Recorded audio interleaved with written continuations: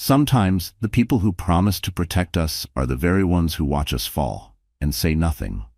It's easy to believe betrayal comes with warning signs, loud arguments, or sudden distance, but often it arrives quietly, smiling, toasting, and holding your hand. Imagine celebrating your birthday, 8 months pregnant with your husband by your side, when suddenly his mistress appears, hurls cake in your face, and everyone, including your husband's friends, laughs at your humiliation. But they wouldn't be laughing for long. Before we begin, if you appreciate these real-life accounts of courage in the face of adversity, please consider subscribing and hitting that notification bell. When Jenna discovered she was pregnant after years of trying, it felt like the final piece of her carefully constructed life was falling into place. Though the pregnancy hadn't been easy, with severe morning sickness through the first trimester and gestational diabetes in the second, Jenna approached motherhood with the same determined optimism she brought to everything else. There were days when the fatigue brought her to tears, but she pushed through, reminding herself that the fight was worth it. This baby was everything. By the time her 35th birthday approached, Jenna was 8 months pregnant. Her sister, Lena, insisted on throwing her a celebration at Giovanni's, an upscale Italian restaurant with a private dining room. Despite Jenna's protests that she was too exhausted for a party, Lena was adamant. "You deserve to be celebrated," Lena told her. "Especially now. Let people show you how much they care." Jenna had hesitated. Lately, she'd felt a strange tension in Ethan, a distracted silence that settled over him like a second skin. But she told herself it was just the stress of impending parenthood. Jenna relented, touched by her sister's insistence. The evening of the party arrived. Jenna wore a navy blue maternity dress. She'd splurged on one that made her feel beautiful despite the discomfort of late pregnancy. Ethan had been acting distant lately, blaming work stress, but that evening he seemed attentive, helping her into the car and holding her hand as they walked into the restaurant.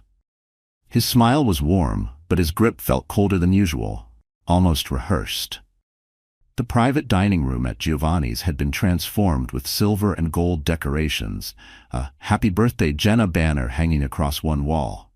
About 30 guests mingled around high-top tables, colleagues, neighborhood friends, family members, and several of Ethan's friends from his firm, a boisterous group that had always made Jenna slightly uncomfortable with their perpetual boys' club mentality. They laughed loud, drank fast, and shared inside jokes Jenna was never part of. Tonight, they seemed even more tightly bonded, whispering between glances in her direction. By all appearances, it was the perfect celebration. Lena had arranged for a 3-tier cake, decorated with fondant flowers that matched the nursery theme Jenna had chosen for the baby. As the night progressed, Ethan clinked his glass to gather everyone's attention. "I'd like to make a toast," he announced, his voice carrying across the room as conversations quieted. "To my beautiful wife." On her special day, Jenna stood beside him, blushing as the attention turned to her. Ethan continued, "Jenna, you're glowing, darling. I'm the luckiest man alive to have you as my wife and soon the mother of our child." His words were sweet, almost too perfect, like lines from a well-rehearsed speech. Jenna smiled, but something in her chest fluttered, and not from the baby. The gathered friends and family raised their glasses in unison to Jenna. What no one knew, what Jenna herself couldn't have imagined, was that Ethan's words were a masterpiece of deception. As he spoke of luck and love, he was hiding a secret that was about to explode into the open in the most devastating way possible. Lena handed Jenna the cake knife, a silver-plated heirloom that had belonged to their grandmother. Ethan placed his hand over Jenna's as they positioned the knife over the top tier, a picture-perfect moment that Lena captured on her phone. Jenna smiled, feeling a flutter of movement from the baby, as if her unborn child was participating in the celebration. That's when the private dining room door swung open. The woman who entered was a stranger to Jenna. She was younger, perhaps 28, with glossy dark hair that fell past her shoulders and a fitted red dress that emphasized her slim figure. Everything about her radiated confidence as she surveyed the room with cool detachment. The conversation died immediately in the sudden silence. The woman's high heels clicked sharply against the hardwood floor as she walked toward the center of the room. Jenna noticed Ethan's hand go rigid over hers. When she glanced at him, his face had drained of color. "Don't let me interrupt your family moment," the woman said, her voice dripping with sarcasm. Jenna looked from the stranger to her husband, confusion clouding her features. "Ethan, who is this?" Before Ethan could answer, the woman continued her approach until she stood directly across the cake table from them. "I'm Vanessa," she said to Jenna, though her eyes remained fixed on Ethan. "Ask your husband who I am." Ethan stepped forward, positioning himself between the two women. "This isn't the place," he said quietly to Vanessa. "Please leave." Vanessa laughed, a harsh sound, devoid of humor. "Not the place? Is that what you said when you were in my bed last night? This isn't the place?" The room collectively gasped. Jenna's hand instinctively moved to her stomach, a protective gesture for her unborn child. "Ethan," Jenna's voice trembled.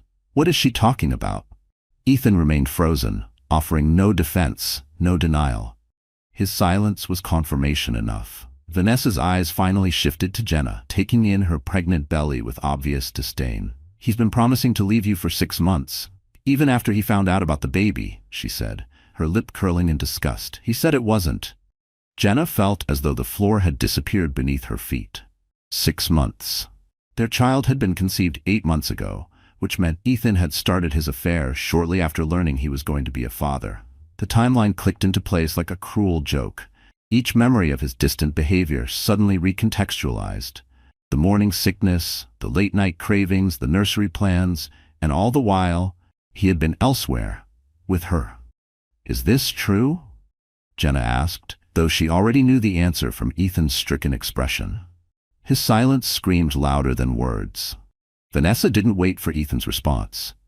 In one swift motion, she reached forward, grabbed the top tier of the cake, and hurled it directly at Jenna. The cake hit Jenna square in the chest. There was a sickening splat, followed by the collective intake of breath from the room. Frosting splattered across her face, hair, and the navy blue dress she'd so carefully chosen. Pieces of cake slid down her pregnant belly, leaving trails of buttercream in their wake. It dripped slowly, like time itself had fractured, sweetened shards of humiliation sliding down her body in front of everyone she knew. "Now you look as pathetic as you actually are," Vanessa spat.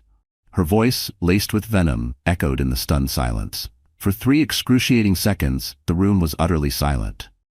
Jenna stood motionless, cake dripping from her hair and eyelashes. The utter humiliation of the moment surpassing even the shock of learning about her husband's betrayal. It wasn't just the betrayal that shattered her. It was the public spectacle of it, the cruel theater unfolding around her swollen belly. Then, from the corner table where one of Ethan's work friends sat, a snicker broke the silence. The snicker turned into a chuckle, which gave permission for others to join in. Within moments, several guests were laughing. Some from genuine amusement, others from the uncomfortable tension of the situation. The laughter didn't just sting, it cracked something inside her, a cruel reminder of just how alone she truly was in that room. Jenna looked around the room through cake-smeared eyes, taking in the laughing faces. Then she turned to Ethan, silently pleading for him to do something, say something, defend her. Her gaze begged for a shred of dignity, for the man who had once promised to protect her to do anything. But Ethan remained paralyzed between his wife and his mistress, saying nothing, doing nothing. His cowardice stood taller than any excuse he could ever offer.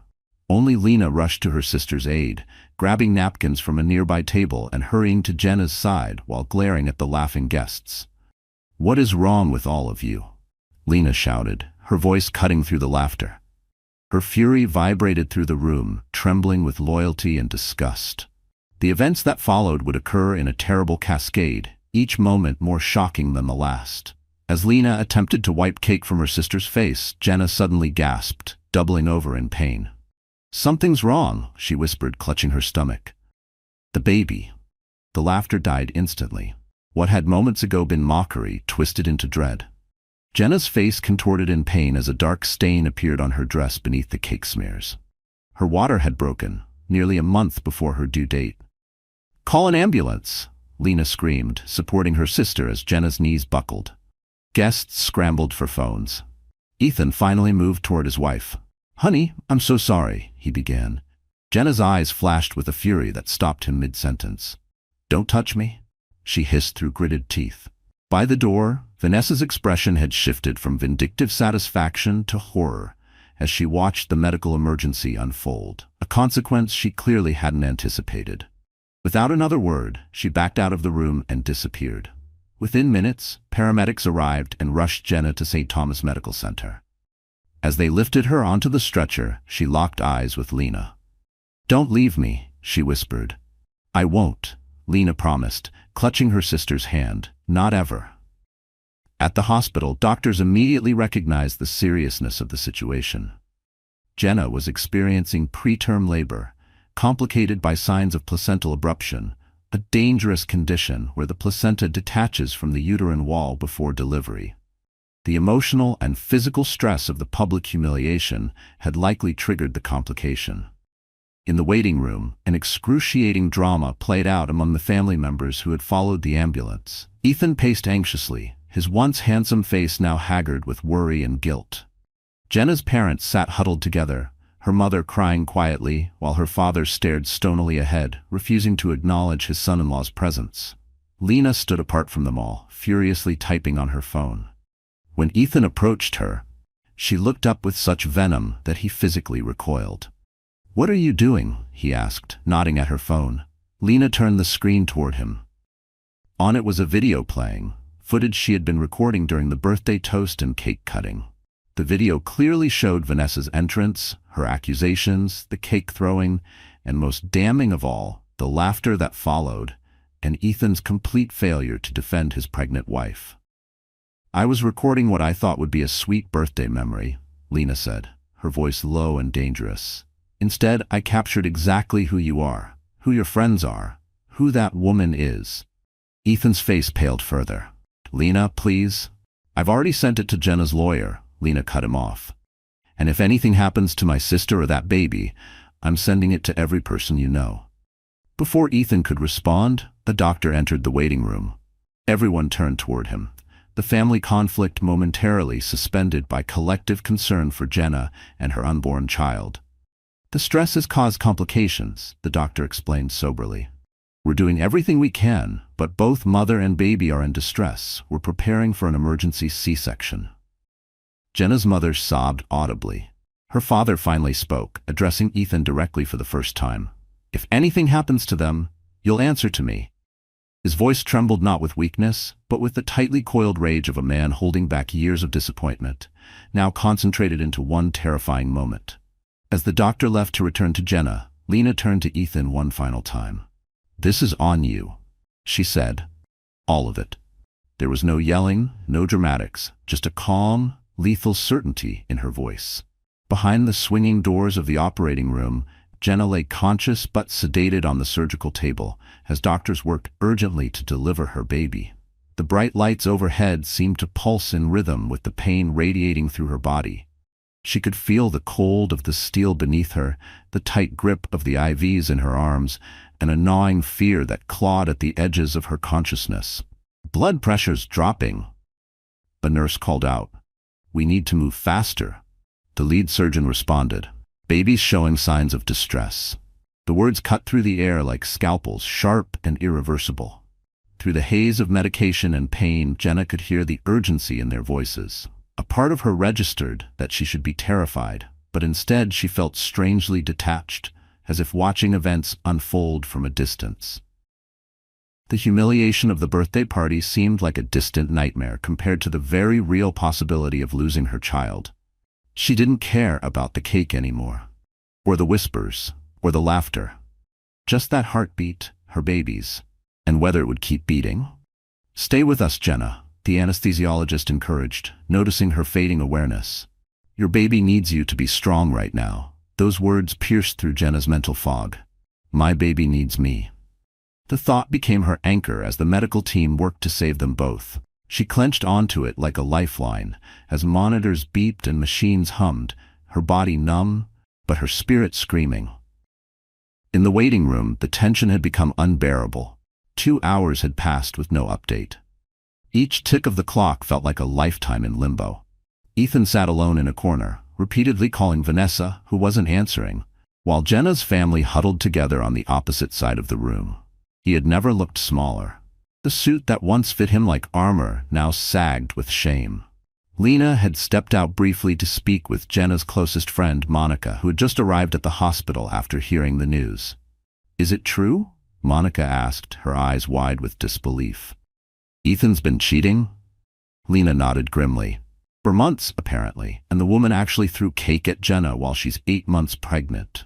Monica's jaw clenched, her hands balled into fists. "I recorded everything," Lena confirmed, showing Monica a clip from the video. His work friends were laughing. Ethan just stood there like a statue. She didn't have to add what everyone was thinking. He let it happen. Monica watched the video, hand over her mouth. "This is monstrous," she whispered. "How's Jenna holding up?" Lena's composure finally cracked. "We don't know. They're doing an emergency C-section. There's some kind of complication with the placenta."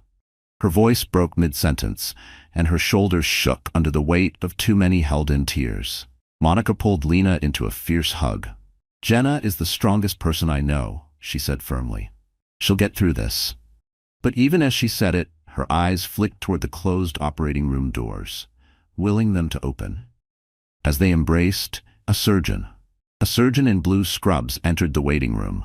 Everyone immediately fell silent, turning toward him with expressions ranging from hope to dread. The surgeon's face gave nothing away as he pulled down his mask. "The baby has been delivered," he announced. "A girl. 5 pounds, 3 ounces. A collective exhale filled the room. Ethan stood up. "And Jenna?" he asked. The surgeon's expression tightened slightly. "Your wife experienced significant hemorrhaging during the procedure. We've stabilized her, but she's lost a lot of blood and remains in critical condition. The next 24 hours will be crucial." Jenna's mother collapsed against her husband, who addressed the surgeon. "The baby, is she okay?" "She's premature and experiencing some respiratory difficulties, which is common at 34 weeks. She's been taken to the NICU for oxygen support and monitoring." "Can we see them?" Lena asked. "The baby, yes, though only 2 visitors in the NICU at a time. Jenna is in recovery and heavily sedated. 1 person can sit with her once she's moved to intensive care, which should be within the hour." As the surgeon left, Jenna's parents immediately declared their intention to see their granddaughter. Ethan moved to follow them, but Jenna's father blocked his path. "You've done enough," he said coldly. "Stay away from my daughter and granddaughter." Ethan, still in shock from the evening's events, didn't argue. He sank back into his chair. As Jenna's parents followed a nurse toward the NICU, Lena approached Ethan, her earlier fury now tempered by exhaustion. "Why?" she asked simply. "Why would you do this to her?" Ethan stared at the floor, unable to meet her gaze. "I never meant for any of this to happen." "That's not an answer," Lena pressed. "Jenna has been nothing but loving and supportive. She was so excited about the baby." "Your baby," she added, her voice sharp. Ethan ran his hands through his hair in frustration. "It just happened. Vanessa was new at the firm. We started working late hours together. Jenna was so focused on the pregnancy, always talking about the baby, making plans. So while my sister was preparing to bring your child into the world," Lena cut in, her voice dripping with contempt, "you were sleeping with a colleague because you felt neglected. And you told this woman the baby wasn't yours?" "You could say that." Ethan had no response. The magnitude of his betrayal, laid bare in Lena's succinct summary, seemed to finally hit him. It wasn't just guilt that crept into his face. It was the dawning horror of knowing he'd crossed a line he could never uncross. "I need to make this right," he said weakly. "You can't," Lena said flatly. Her voice held no pity, only steel. "Some things can't be fixed with an apology. The best thing you can do right now is leave. Jenna doesn't need the stress of seeing you when she wakes up." "She's my wife," Ethan protested. "That's my daughter." "You should have remembered that before you started sleeping with Vanessa," Lena replied. "Before you stood by while she assaulted your pregnant wife. Before you and your friends laughed while Jenna collapsed." Each word hit like a slap, not just because it was true, but because he'd done nothing to stop it. Ethan flinched at each accusation. "I didn't laugh," he mumbled. But even as he said it, the image of him frozen, doing nothing while Jenna bled, replayed in his mind. "No, you just did nothing. which is worse. Her voice didn't rise. It didn't have to. The truth was heavy enough. Lena checked her phone, which had been continuously buzzing. I'm going to check on my sister. You should know the video is already circulating. Monica has connections at several news outlets, and they're very interested in the story of an investment banker whose mistress attacked his pregnant wife at her birthday party, triggering premature labor. Ethan's head snapped up. The panic in his eyes flared before he could hide it. You can't release that video. It could ruin my career. Lena's laugh was without humor. It was sharp, bitter, the kind of laugh that didn't come from amusement but disbelief.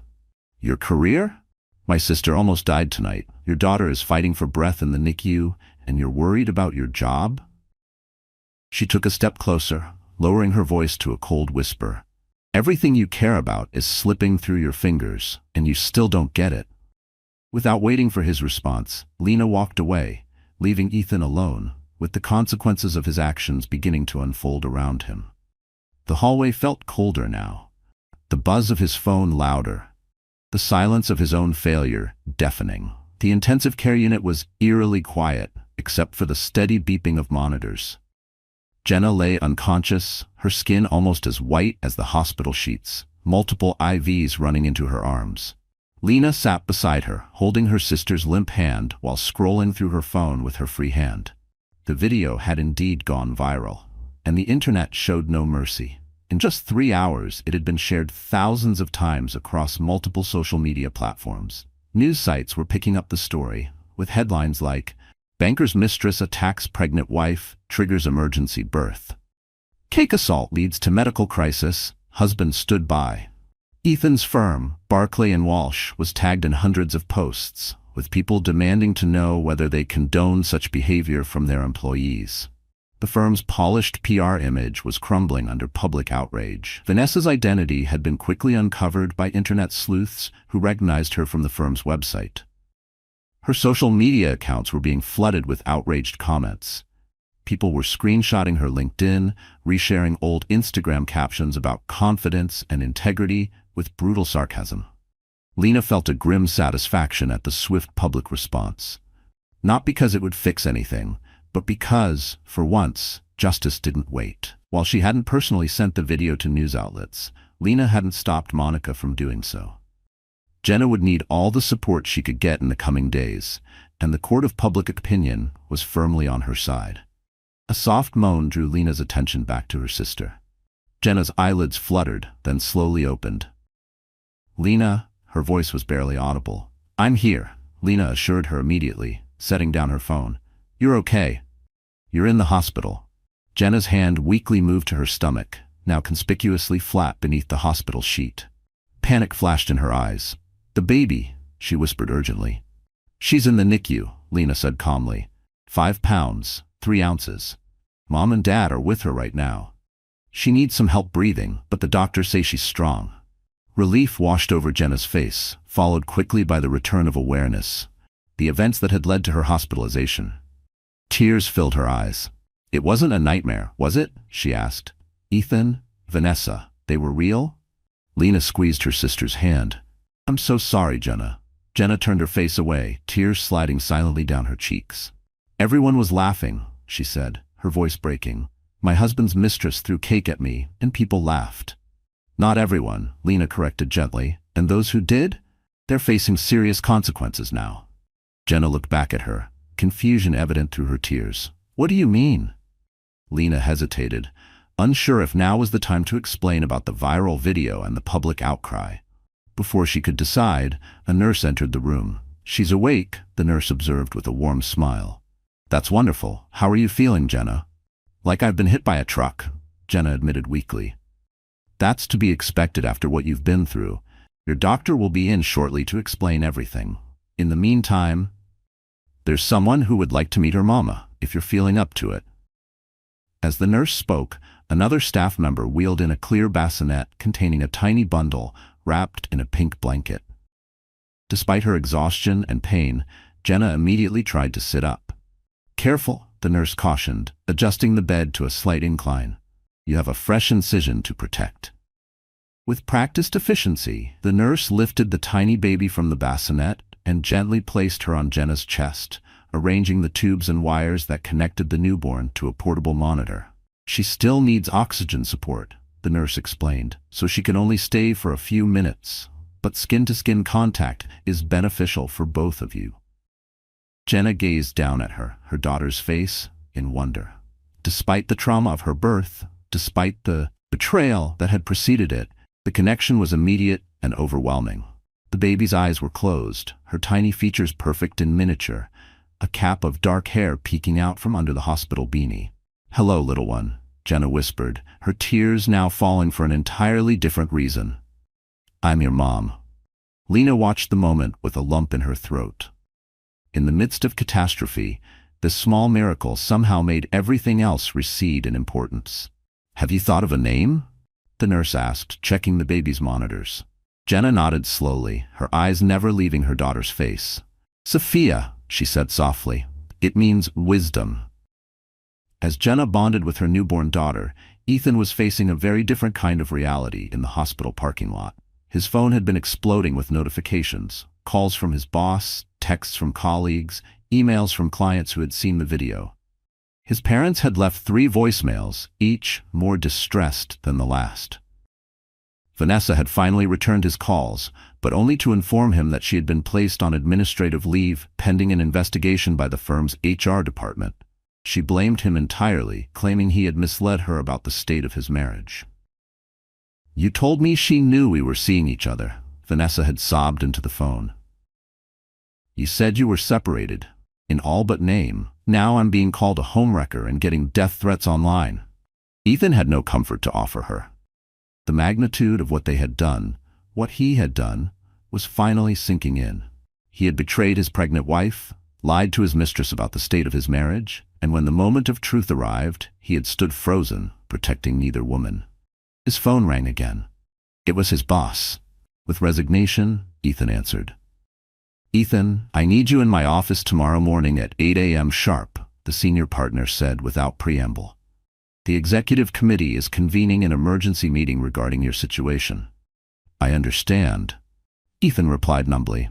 "I've been fielding calls from clients all evening," his boss continued, the anger in his voice unmistakable. "The firm's reputation is taking a hit every time that video gets shared." "I'm sorry," Ethan offered, inadequately. "Save it for tomorrow," his boss snapped, then hung up. Ethan sat in his car, the enormity of the collapsing life he had built weighing on him. He had jeopardized his marriage, his relationship with his newborn daughter, his professional reputation, and the standing of his firm, all for an affair that had begun as a flattering distraction and evolved into an addiction to the excitement and novelty Vanessa represented. What had started with flirtation in late-night emails and glances across boardroom tables had become a secret life, one that fed his ego while poisoning everything else. As the hospital lights reflected on his windshield, Ethan made a decision. He would fight to make things right. He would beg Jenna's forgiveness, promise to be a better man, a devoted father. He rehearsed the words in his mind like a prayer. "I'll change. I'll do better. I'll fix this." But even as he imagined saying them, a hollow ache in his chest reminded him they might never be enough. Surely, once the initial shock wore off, she would see that breaking up their family wasn't the answer. They had a history. A child. That had to count for something. Didn't it? With this resolution firming his spine, Ethan finally drove home, to the empty house he had once shared with Jenna, unaware that the damage he had caused was far too extensive for simple apologies to repair. By morning, what had begun as a viral video had transformed into a full-blown social media firestorm. And it wasn't just Jenna's friends sharing it now. It had leapt into national conversation, fueled by outrage, empathy, and fury. The hashtag #JusticeForJenna was trending nationally, with people from all walks of life expressing outrage at the treatment of a pregnant woman by her husband, his mistress, and the laughing bystanders. News vans had gathered outside St. Thomas Medical Center, though security was keeping reporters at bay. Camera flashes flared at every ambulance arrival. Commentators speculated about ethics, infidelity, and violence in relationships. Jenna had become a symbol, one she never asked to be.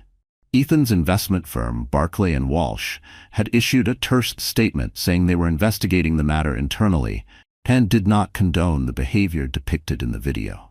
Several of Ethan's clients had publicly announced they were taking their business elsewhere, unwilling to be associated with someone whose personal conduct was so clearly at odds with their corporate values. The firm's PR department scrambled while Ethan's name trended, not for his portfolio wins, but for standing motionless while a cake exploded across his pregnant wife's chest. Meanwhile, in the hospital's NICU, Jenna sat in a wheelchair beside her daughter's incubator. A very different kind of media playing out on the small television mounted on the wall. A local news anchor was discussing the incident with barely concealed disgust. Sources close to the family say that both mother and baby are in stable condition this morning, the anchor reported. After the stress-induced premature delivery, the husband, identified as Ethan Caldwell, a senior investment manager at Barclay and Walsh, has not issued any statement regarding the incident. The anchor's tone lingered on, "not issued any statement," making the silence sound like a second betrayal. Jenna's mother reached for the remote and muted the television. "You don't need to listen to this right now, sweetheart." Jenna's eyes remained fixed on her daughter, who was breathing easier that morning, according to the doctors. Her tiny chest rose and fell inside the incubator like a fragile promise, one Jenna had to keep. "It's okay, Mom," she said softly. "It doesn't matter anymore." But her voice wavered slightly, as if part of her still wished it did. Her father, who had been standing protectively near the door, scoffed. "Doesn't matter? That man humiliated you in front of everyone. You know his girlfriend assaulted you. They endangered my granddaughter's life." "It absolutely matters." Jenna finally looked up, her expression calm despite the lingering pallor of her skin. "I mean, the media coverage doesn't matter. What matters is right here." She gently stroked her finger against Sophia's tiny hand, which reflexively gripped it. "Everything else is just noise." Her parents exchanged concerned glances. Their daughter's composure seemed almost unnatural, given the circumstances. The obstetrician had warned them that Jenna might experience emotional numbness as a protective mechanism against trauma. Lena entered the NICU, having just returned from Jenna's house with fresh clothes and toiletries. "Security stopped me on the way in," she reported. "Ethan's trying to get in to see you and the baby. They're keeping him in the lobby for now." Jenna's calm facade cracked slightly. "I don't want to see him," she said quietly. "You don't have to," her father assured her. "I'll handle it." As he turned to leave, Jenna called after him.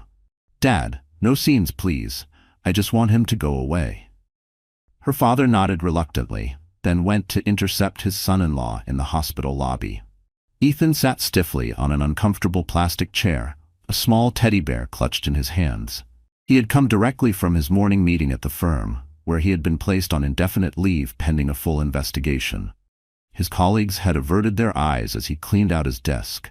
No one wanted to be associated with the man whose face was being vilified across social media.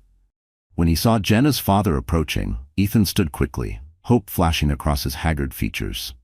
"Thomas, thank you for coming down. I need to see Jenna and the baby." "I've been trying to—" Thomas held up a hand. "Jenna doesn't want to see you. Not now, maybe not ever." Ethan's face fell. "She can't keep me from my daughter." "Your daughter?" Thomas's voice rose dangerously, drawing glances from nearby visitors. He made a visible effort to control himself. "The daughter you told your girlfriend wasn't yours? The one who was born a month early because of your actions?" "I made a terrible mistake," Ethan admitted, his eyes pleading. "Many mistakes. But I love Jenna. I love our baby. I want to make things right." Thomas regarded his son-in-law with cold assessment. "Ethan, I've known you for 7 years. I welcomed you into our family. I trusted you with my daughter's happiness, and now I see I never really knew you at all." "People make mistakes," Ethan insisted. "Jenna and I can work through this." "This wasn't a mistake." Thomas's voice was calm but cutting. "A mistake is forgetting an anniversary or saying something thoughtless in anger. You carried on an affair for months, lied about your child's paternity, and stood by while your pregnant wife was publicly humiliated and went into premature labor. Those are choices, Ethan. Deliberate choices. Choices that reveal your character." Ethan had no response to this stark assessment. Thomas continued, his voice lowering. Jenna has instructed the hospital that you're not permitted in her room. She's also contacted her lawyer. I suggest you do the same. Her lawyer? Ethan echoed, stunned. It's been less than 24 hours. Thomas pointed out, and in those hours she almost died, bringing your child into the world. Perhaps that has clarified her thinking about what she deserves in life. It certainly has, for me. With that, Thomas turned and walked back toward the elevators, leaving Ethan clutching the small teddy bear in the lobby, surrounded by strangers stealing curious glances at the man they recognized from the viral video. Jenna stood at the window of her hospital room, watching as Lena pulled the car around to the front entrance. After a week of recovery for both mother and daughter, they were finally being discharged.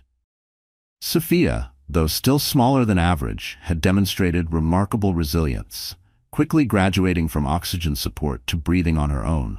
The physical wounds from Jenna's emergency C-section were healing well, according to her doctors. The emotional wounds would take longer, but Jenna had surprised everyone, especially herself, with her clarity and resolve. A knock at the door interrupted her thoughts. Jenna turned, expecting a nurse with discharge papers, but instead found Monica, her closest friend from college. "Ready for the great escape?" Monica asked, entering with a large gift bag. Jenna smiled, genuine warmth breaking through her reserved expression. "More than ready. Hospital food is everything they say it is." Monica set the bag down and embraced her friend carefully, mindful of her healing incision. "How are you really doing?" she asked, studying Jenna's face. Jenna sighed, sitting on the edge of the neatly made hospital bed. "Physically, getting better every day. Emotionally, I'm still figuring that out. It's like I'm watching someone else's life implode, except occasionally I remember it's mine." Monica nodded sympathetically. "That's a normal trauma response. Your brain is protecting you while you process everything," Monica said gently. Her voice was calm, but her eyes held that worried softness reserved only for someone who's watched a loved one break and slowly rebuild. "The therapist they sent said the same thing," Jenna acknowledged. "She also said it's okay to not have all the answers right now." Her voice was steady, but there was a flicker beneath, the weight of everything she hadn't yet said out loud. "Wise woman." Monica approved. "So what happens next?" "Mom and Dad want me to stay with them for a while, but I said no. I need to stand on my own 2 feet, figure out who I am now." She paused, as if hearing the words for the first time herself. The version of Jenna that had once relied on Ethan's protection no longer existed. Jenna's eyes drifted to the bassinet, where Sophia slept peacefully. The rise and fall of her daughter's tiny chest steadied her, a reminder that healing didn't have to be loud to be powerful. Besides, their place is full of stairs, which isn't ideal with a newborn and a C-section. She tried to smile, but the fatigue beneath it was unmistakable. "Where will you go?" "Home for now. Ethan moved most of his things out yesterday. According to Lena, he's staying at a hotel while we—" Jenna hesitated over the word. "Separate." Monica raised an eyebrow. "Just separating?" It wasn't judgment, it was knowing. The kind that came from watching too many friends give second chances to men who didn't deserve first ones. Jenna's gaze hardened slightly. "For now. My lawyer advised me to take things one step at a time. First priority was getting a temporary order of protection based on Vanessa's assault. Second was securing interim financial support for Sophia and me while I'm on maternity leave. Divorce is step 3. Her voice didn't shake. It didn't rise. It was measured. Not with hesitation, but with clarity. "So you've decided then?" Jenna nodded slowly. "I keep thinking about that moment when Vanessa was throwing accusations, and Ethan just stood there. He didn't deny anything, didn't defend me, didn't even try to stop her from throwing the cake.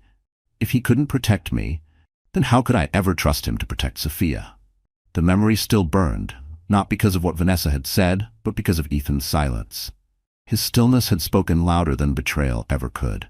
Monica squeezed her friend's hand. "You're making the right choice, and you're not alone in this." Her grip was firm, grounding, the kind of support that said, "Even if you fall, I'll be here to catch you." Speaking of which, she reached for the gift bag she had brought.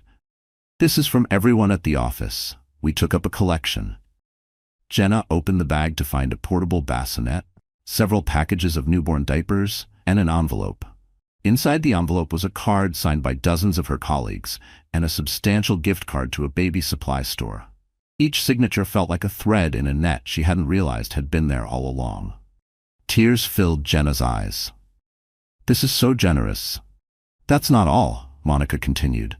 "The partners have extended your maternity leave to 16 weeks, fully paid. They said to take all the time you need." Jenna was momentarily speechless. "I don't know what to say." "Say your friends help you," Monica suggested gently. "You've always been the strong one, the one who has everything under control. But even the strongest people need support sometimes." Monica's tone shifted, almost pleading, a reminder that love doesn't always roar, sometimes it just shows up. Before Jenna could respond, a nurse entered, wheeling a small cart. "Ready to go home, Mom?" she asked with a cheerful smile.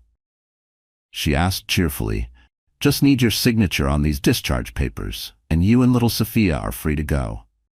As Jenna signed the paperwork, Lena appeared in the doorway with a car seat. "Chariot awaits, my lady," she announced with a dramatic bow. For the first time in what felt like ages, Jenna laughed, a genuine, spontaneous sound that seemed to surprise even her. It was a small moment of lightness in what had been the darkest week of her life, a reminder that joy could still exist alongside pain. Outside the hospital, a few persistent reporters lingered, hoping for a glimpse of the woman whose story had captivated the public imagination. Hospital security formed a protective barrier as Lena brought the car around, shielding Jenna and the baby from prying eyes and cameras. As they drove away from St. Thomas Medical Center, Jenna gazed out the window at the city passing by. The world looked different somehow. The colors sharper, the contrast more defined, or perhaps it was Jenna herself who had changed, her perception altered by the seismic shifts in her life. "You okay?" Lena asked, glancing at her sister in the rearview mirror. Jenna looked down at Sophia, sleeping peacefully in her car seat, then back up at the road ahead. "I will be," she answered, and was surprised to discover she actually believed it. Meanwhile, across town, Ethan sat in the office of Barclay and Walsh's HR director, a stern woman named Vivian Grant, who had been with the firm for 20 years. Beside her sat Charles Walsh himself, the firm's founding partner, his expression grave. "The executive committee has concluded its review of the situation," Vivian stated formally. "Due to the serious nature of the allegations and the negative publicity affecting our client relationships, we have no choice but to terminate your employment, effective immediately." Ethan had been expecting this, but the reality still hit like a physical blow. "I understand," he managed. "Your actions reflect poorly on this firm," Walsh added, his disapproval evident. "We've lost 3 major clients in the past week. Our reputation for discretion and integrity has been compromised." "What about Vanessa?" Ethan asked. "Is she being terminated as well?" Vivian's lips thinned. "Miss Roberts resigned yesterday. That matter is closed." Ethan nodded, unsurprised. Vanessa had made it clear that she wanted nothing more to do with him or the situation. Her last text had been blunt: "My life is ruined because of you. Never contact me again." "You'll receive 2 weeks severance pay," Vivian continued. "Your personal effects have been packed and are waiting at reception. Due to the sensitivity of client information, you'll be escorted from the building immediately after this meeting." It was a stunning fall from grace. Just a week ago, Ethan had been on track to make partner within the next 2 years. Now he was being treated like a security risk, his career in shambles, his reputation destroyed. "Is there anything else you'd like to say?" Charles Walsh asked, his tone suggesting there was nothing Ethan could possibly say to improve the situation. Ethan considered for a moment. "I'd like to apologize for the harm I've caused the firm. My personal failures shouldn't have affected Barclay and Walsh's reputation." Walsh's expression didn't soften.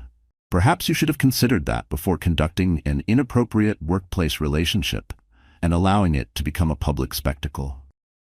The meeting concluded shortly after, and as promised, Ethan was escorted to the lobby by security. As he carried the box containing his office belongings to his car, he couldn't help noticing the sideways glances from former colleagues who hurried past without speaking. In the span of 1 week, Ethan had lost his wife, his home, his job, and his reputation. Even his parents had expressed their profound disappointment, his mother crying openly during their last phone call. The only thing he had left was his connection to Sophia, a daughter he had yet to meet, born in circumstances he could scarcely have imagined. As he drove away from the office building for the last time, Ethan was resolved that whatever else happened, he would fight to be a father to his child. It was the one relationship he still had a chance to build properly. From the beginning. What Ethan didn't yet understand was that rebuilding any part of his life would require confronting the fundamental character flaws that had led him to this point, a process that would be more difficult and painful than losing his external markers of success. 2 weeks after returning home from the hospital, Jenna sat in the elegant office of Diana Winters, widely regarded as one of the city's most formidable divorce attorneys. Sophia slept peacefully in her carrier beside Jenna's chair, oblivious to the serious discussion that would shape her future. "Let's be clear about your priorities," Diana said, her silver-streaked hair pulled back in a severe bun that matched her no-nonsense demeanor. "What matters most to you in this divorce?" Jenna had given this considerable thought. "Financial security for Sophia and me. Primary physical custody, with appropriate visitation for Ethan. I won't keep him from his daughter," Jenna said, "but I need to be the one making day-to-day decisions. And I want the house. I designed every inch of that nursery. I can't bear the thought of leaving it." Her voice wavered slightly, not from uncertainty, but from the ache of seeing her dream home now laced with ghosts of betrayal. Diana nodded approvingly. "All reasonable requests. Given the circumstances of your separation and the evidence we have, I believe we're in a strong position to negotiate favorable terms." Her tone was calm but firm, the kind of confidence Jenna had learned to lean on in recent days. "By evidence, you mean the video?" Jenna clarified, her expression tightening. She hated that her most humiliating moment had become the most powerful piece of leverage. "Precisely. While New York is a no-fault divorce state, meaning we don't have to prove misconduct to obtain a divorce, evidence of adultery and the incident at your birthday can certainly influence the court regarding property division and potentially custody arrangements." Her words were clinical, but the subtext was sharp. The law might not punish betrayal, but it could still weigh it. Jenna shifted uncomfortably. "I hate that my humiliation has become leverage." The image of frosting dripping down her face in front of dozens of people still made her stomach twist. Diana's professional demeanor softened slightly. "I understand. But remember, you didn't create this situation. Your husband made choices that led to these consequences. We're simply ensuring those consequences don't include financial hardship for you and your daughter." She paused, letting the words land. "You're not taking revenge, Jenna. You're protecting a future." Sophia stirred in her carrier, making tiny sounds that Jenna had already learned to recognize as the precursors to hunger. With practiced movements, she lifted her daughter and prepared to nurse her. The simple ritual grounded her, a quiet moment of motherhood amid the chaos of legal strategy. "Is this okay?" she asked the attorney. "Of course," Diana assured her. "I have 3 children of my own. Now, let's discuss our next steps. Have you and Ethan communicated directly since you left the hospital?" Jenna shook her head as she settled Sophia against her breast. "Only through Lena or my parents. He sent several texts asking to see the baby, but I've told him I want all communication to go through our lawyers for now." Her voice had no venom, just boundaries, newly built and fiercely guarded. "That's wise," Diana approved. "The restraining order against Vanessa remains in place?" "Yes, though I haven't seen or heard from her since that night. According to Lena's sources, she moved back to Chicago to live with her parents after resigning from the firm." The name still felt like glass in her mouth. Vanessa had vanished, but her damage remained. Diana made a note in her file. "Good. One less complication. Now Ethan has retained counsel, Gerald Hoffman, a respected family law attorney I've faced many times. He's requested a preliminary meeting to discuss temporary arrangements while the divorce proceeds." Jenna nodded gently, stroking Sophia's cheek as she nursed. The baby's skin was impossibly soft, a reminder of all that still needed protecting. "When?" "Next week, if you're feeling up to it. You wouldn't need to see Ethan. This would be a meeting between attorneys, with our respective clients in separate rooms. That's fine, Jenna agreed. The sooner we establish some clear boundaries, the better. And this time she intended to enforce them. Diana studied her client with professional assessment. Jenna Caldwell presented a compelling figure. A new mother still physically recovering from a traumatic birth, yet demonstrating remarkable composure and clarity. If they did end up in court, a judge would likely be sympathetic to her situation, especially with the viral video providing such damning evidence of her husband's betrayal. There's one more thing we should discuss, Diana said carefully. The public nature of your situation. The video has received millions of views. You've been approached for interviews. I understand, Jenna nodded reluctantly. Several news outlets, 2 talk shows, and a documentary filmmaker. I've declined them all. That's probably wise during pending litigation, Diana agreed. However, you should be prepared for continued public interest. Ethan's attorney may argue that the viral nature of the video has unduly prejudiced public opinion against his client. The video only shows what actually happened, Jenna pointed out. I didn't create or distribute it. True, Diana said, but perception matters in these cases. We need to be prepared to counter any argument that Ethan's being unfairly villainized. Jenna laughed, humorless. He villainized himself when he stood by and watched his mistress assault his pregnant wife. Diana's thin smile acknowledged the point. Indeed, we'll plan to meet again before next week's preliminary discussion. In the meantime, continue documenting any communication from Ethan, and call me immediately if Vanessa attempts to contact you in violation of the restraining order. As Jenna gathered her things to leave, Diana offered a final observation. You know, many clients in your position are still in shock at this stage. Angry, vengeful, or completely overwhelmed. You seem remarkably focused. Jenna glanced down at Sophia, now asleep against her shoulder. I don't have the luxury of falling apart. Every decision I make now affects her future. She met the attorney's gaze directly. Besides, I wasted enough tears on Ethan in the hospital. I'm done crying over someone who could hurt me so deliberately. Diana nodded approvingly. Channel that clarity. It will serve you well in the months ahead.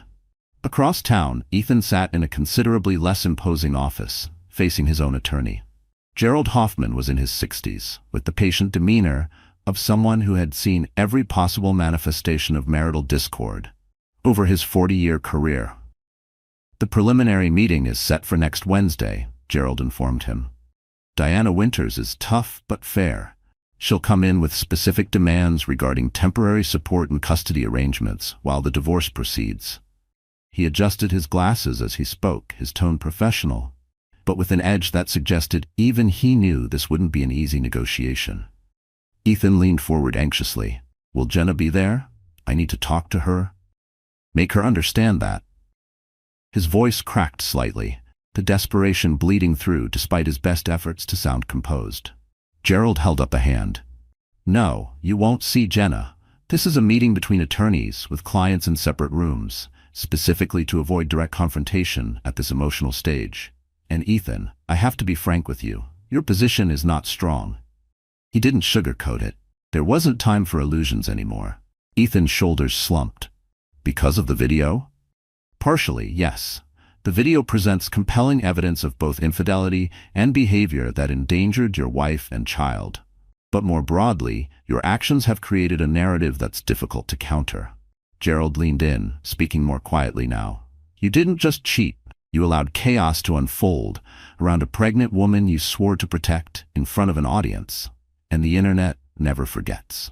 You conducted an affair while your wife was pregnant. Your mistress publicly humiliated her, triggering early labor. You've lost your job as a result. These facts don't position you favorably for custody negotiations. Each word landed like a blow. Ethan winced, but he didn't argue. He couldn't. Ethan ran his hands through his hair in agitation, the same hands that once built a nursery crib, now clenched with regret. So what do? We present you as contrite, responsible, and focused on being a good father moving forward. We acknowledge past mistakes without continuing to dwell on them. We emphasize your commitment to co-parenting effectively despite the marriage's end. You're not here to reclaim a marriage, Gerald added firmly. You're here to protect whatever relationship you can still salvage with your child. But I don't want the marriage to end, Ethan insisted. I made a terrible mistake. I want another chance. His voice cracked again, this time not from panic but genuine remorse, raw and heavy. Gerald's expression was sympathetic but firm. Ethan, you need to accept reality. Jenna has filed for divorce. Given what's transpired, reconciliation is extremely unlikely. Our focus now is on securing reasonable custody arrangements and fair financial terms. He paused before adding, and how you handle this stage, right now, will determine how much you lose. Ethan slumped back in his chair, the finality of the situation sinking in. The weight of consequence pressed down harder than any courtroom judgment. I haven't even met my daughter yet, he said quietly. His voice barely rose above a whisper, like the thought alone drained the last of his resolve. That's something we'll address at the preliminary meeting, Gerald assured him. A father has rights to access his child, barring evidence that he presents a danger. Despite everything, there's no suggestion you would harm your daughter. He looked directly at Ethan. But rights don't erase consequences. Keep that in mind. Of course I wouldn't, Ethan replied, horrified at the mere suggestion. Tears prickled at the corners of his eyes. Not for what he had lost, but for what he had never even held. Then we'll secure visitation rights, possibly supervised at first, but progressing to more standard arrangements. Gerald closed his file, the meeting done, but for Ethan, the reckoning had only just begun.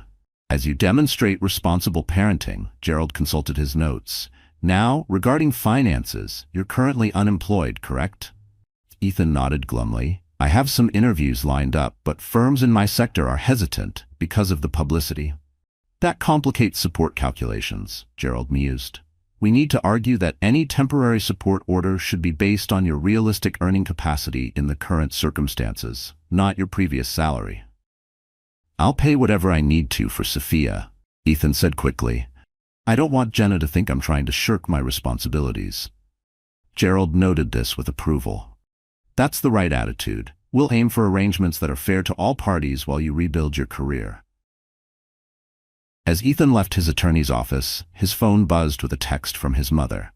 Your father and I would like to meet our granddaughter. Any progress? Ethan sighed heavily as he typed his response, working on it. Meeting with lawyers next week.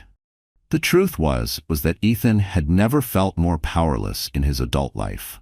His access to his own child depended on legal negotiations. His professional future was uncertain. Even his parents' relationship with their granddaughter hinged on his ability to navigate the consequences of his actions. For the first time, Ethan was beginning to understand that some mistakes couldn't be fixed with charm, money, or promises to do better. Some betrayals permanently altered the landscape of trust and respect, in ways that no apology could restore. As he walked to his car, Ethan passed a young couple pushing a stroller, the father's arm protectively around the mother's shoulders. The simple family scene, one he had once taken for granted as inevitable in his future, now seemed like an impossible dream. The weight of what he had lost, through his own choices, settled over him like a physical burden.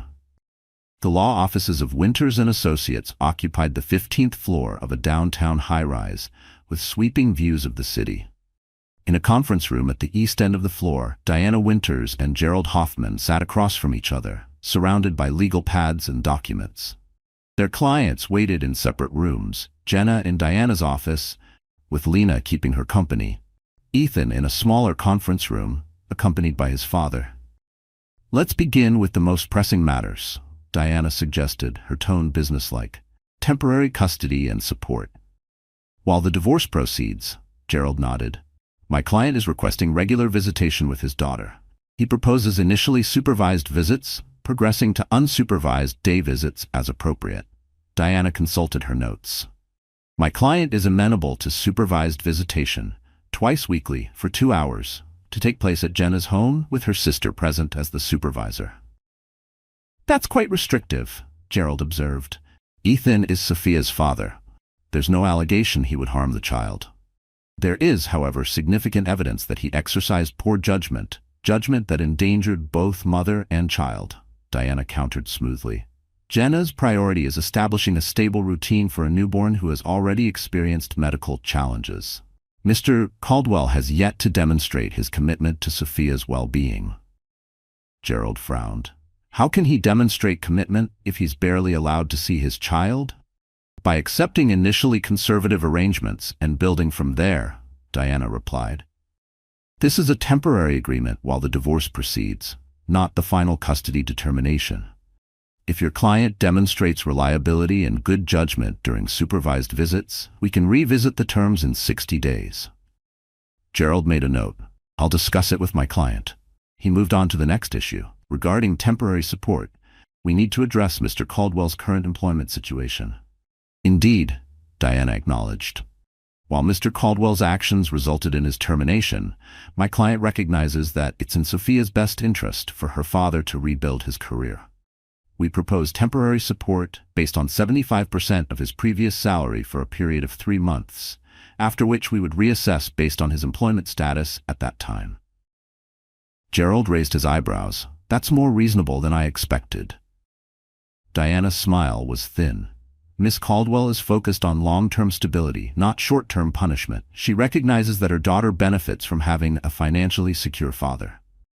The negotiations continued for nearly 2 hours, covering access to the family home. Ethan would retrieve personal items by appointment only. Medical decisions for Sophia. Joint legal custody, with Jenna having tie-breaking authority. Interim financial arrangements, covering household expenses during the separation. Finally, Diana gathered her papers. I believe we've reached preliminary agreement on all essential matters. I'll draft the temporary arrangement for your review and, pending client approval, we can proceed with formal divorce filings next month, Gerald concluded. My client still hopes for reconciliation, he added, but understands we need to establish these temporary arrangements regardless. His tone was calm, but the hope in his words sounded less like confidence and more like a man reciting a line he no longer believed. Diana's expression revealed nothing, though she doubted Jenna had any interest in reconciliation. She had seen this before, the husband hoping the legal process might be slow enough to turn back time. It never was. I'll convey that to my client. In the meantime, shall we inform them of our progress?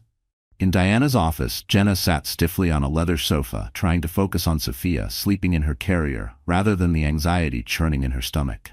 The baby's slow, rhythmic breaths were the only thing keeping her grounded, as legal documents shaped her new life behind closed doors. Lena scrolled through her phone beside her, occasionally sharing social media updates to distract her sister. Apparently, Vanessa closed all her social media accounts, Lena reported.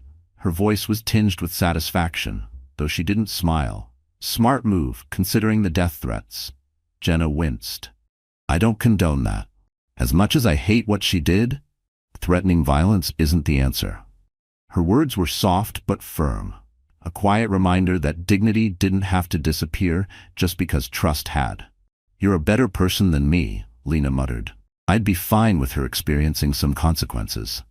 She didn't look up from her phone, but her jaw was tight. Her loyalty burned hotter than her anger. She lost her job and had to move back home with her parents, Jenna pointed out. Those are consequences. Besides, Ethan is the one who made vows to me, not Vanessa. There was no bitterness in her tone, only clarity. The betrayal that hurt the most always came from those closest to you. The door opened, and Diana entered with a satisfied expression that immediately eased some of Jenna's tension. The shift in Diana's posture, shoulders relaxed, chin slightly lifted, was the first real signal that something had gone in their favor. We've reached preliminary agreements on all key points, Diana announced. Mr. Hoffman will be discussing them with Ethan, but I believe the terms are quite favorable. She proceeded to outline the visitation schedule, support arrangements, and other details they had negotiated. Each bullet point felt less like legalese and more like reclaimed territory, pieces of Jenna's future being defined by her terms.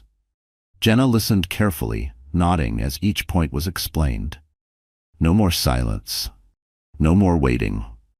Every line in that agreement was a small, hard-won act of survival. So dear friend, sometimes life doesn't shatter in one loud, devastating moment. It unravels quietly, thread by thread, until one day you're sitting across from a lawyer, negotiating the terms of a life you never imagined you'd have to rebuild. Jenna didn't choose the betrayal. She didn't ask to become a symbol or to be forced into survival mode. But when the moment came, she did what the Stoics have long taught us. She faced the truth, not with rage, but with reason. She didn't try to control what had already broken. Instead, she focused on what she could control: her dignity, her child's safety, her future. Marcus Aurelius once said, "If you are distressed by anything external, the pain is not due to the thing itself, but to your estimate of it, and this you have the power to revoke at any moment." Jenna revoked the power of betrayal to define her. And maybe you can too. We don't always get justice in the way we expect, but we do get the chance to choose how we respond. We get the chance to stand up, not just in anger, but in quiet strength. One boundary, one breath, one document at a time. This isn't just about divorce or drama. It's about reclaiming your voice when the world tries to silence it. So if you're walking through your own fire, remember this: healing doesn't mean forgetting. It means refusing to let the pain become your identity. You've got this. And if you don't feel like you do today, come back tomorrow. We'll be here. Keep walking forward, even when it hurts. If this story moved you, helped you reflect, or reminded you of someone who needs to hear it, like this video, share it with a friend, and don't forget to subscribe for more stories that speak to the strength inside you. We'll get through this together.